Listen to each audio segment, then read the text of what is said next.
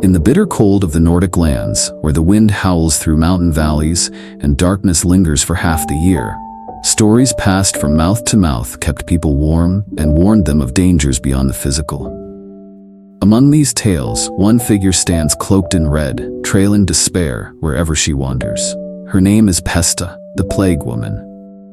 Neither god nor mortal, neither living nor truly dead, Pesta is the grim face of pestilence itself. She was no ordinary ghost, no wandering soul. Pesta was the personification of the Black Death, the plague that swept through Europe and left a trail of corpses in its wake. To see her on the road was to know your village would soon fall silent.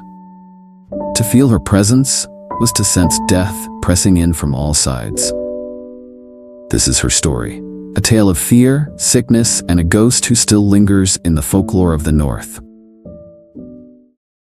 It began with rats, with ships, with silence. In the 14th century, death spread across Europe like wildfire, carried by fleas hiding in the fur of black rats, stowed away in merchant ships and grain carts.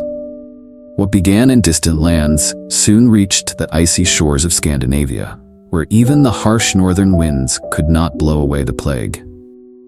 Entire villages were reduced to cemeteries. People died in their sleep, in the streets, or while praying.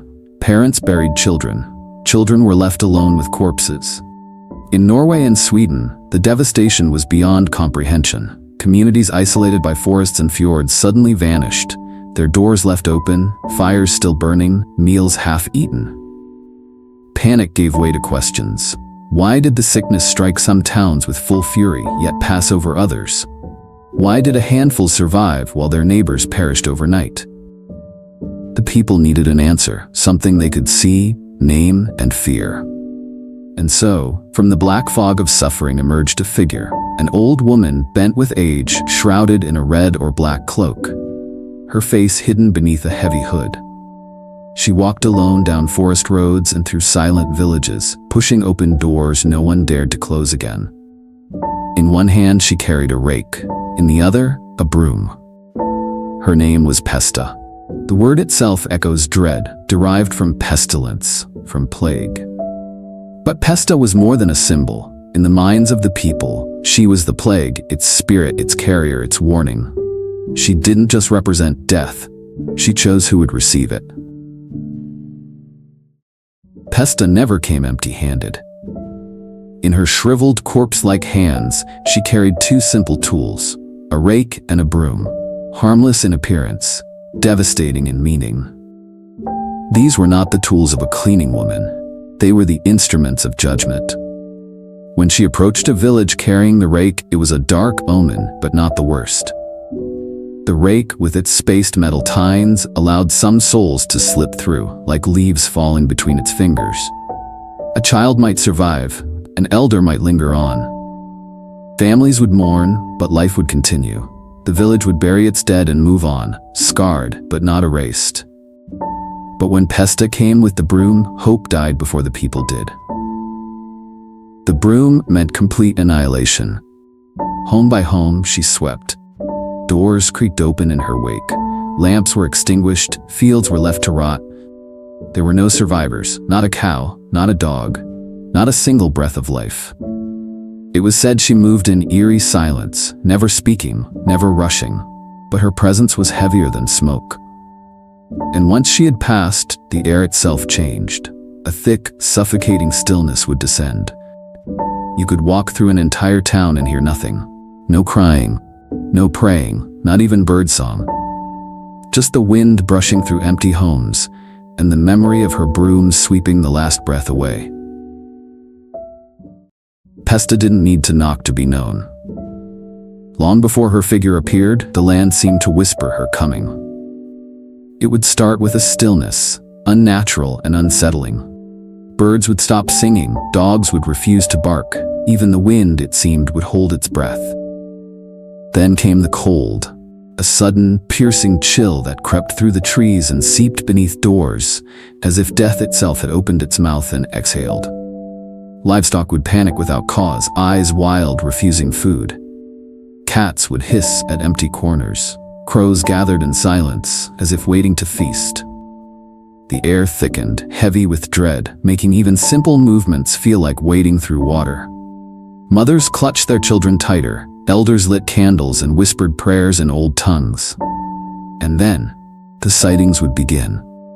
A figure on the distant road, bent and slow, her red cloak tattered and dragging through the mud. Some claimed she dragged her broom behind her, its bristles scraping the ground like dry bones on stone.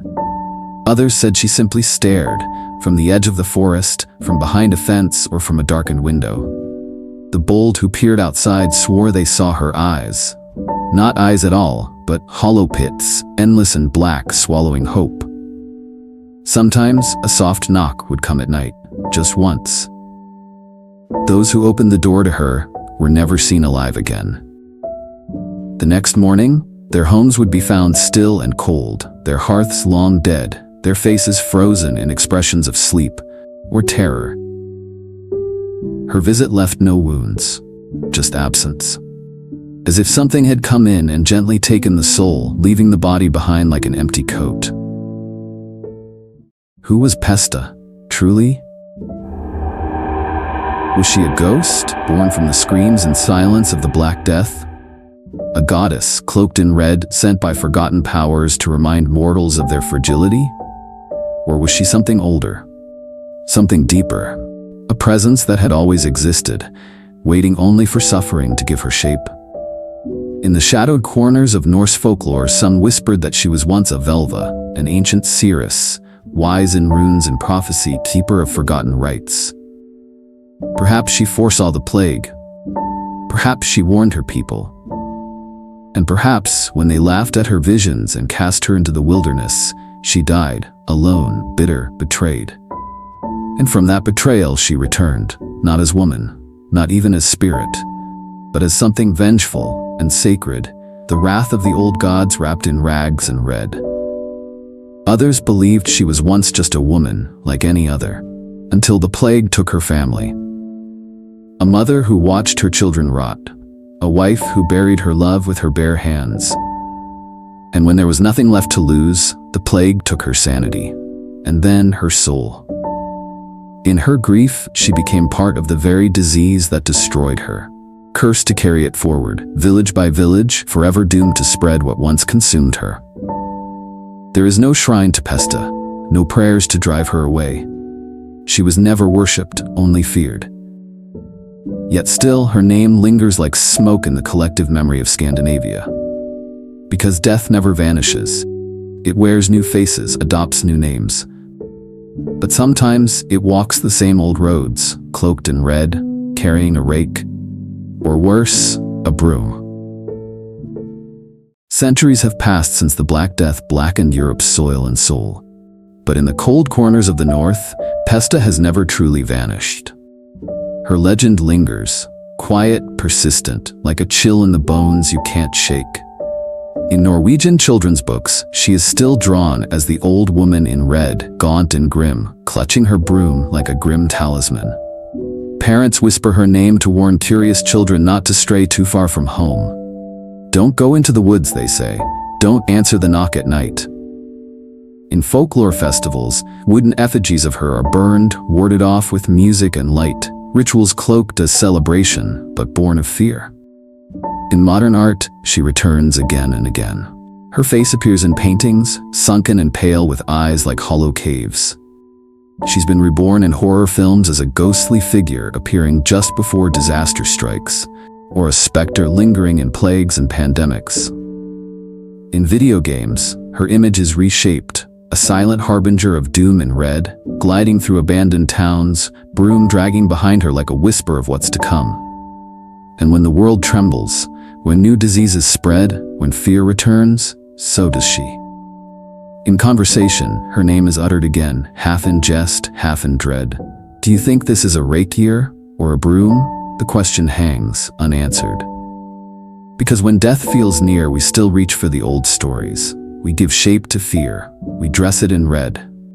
We remember Pesta, not just as a tale of the past, but as a reflection of the present. Not every plague brings her. But every plague makes us wonder, Is she already walking?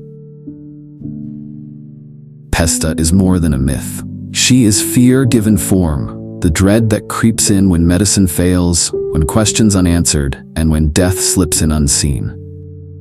She is the shape we give the uncontrollable, the symbol of our oldest terror. That some forces move through the world not to be reasoned with, not to be stopped, but simply to be endured. In the stories, she wears red, but in truth, she could be anywhere. A shadow in the alley, a figure on the hillside, a whisper through a locked door. Some believe she sleeps, buried beneath forgotten snowdrifts in the coldest corners of Norway, waiting for another winter of weakness, another season of sickness to rise again. Others believe she never left, that in every outbreak, in every silent hospital hallway, in every town that locks its doors against a spreading fear, she's already there, watching, choosing. So if the wind dies down, if the animals fall quiet, if an old woman in red stands at your door, dragging a broom through the frost, do not open it. Pesta has come, and this time she is not here to pass by. She is here to sweep. Thank you for watching. Please like, share, and subscribe.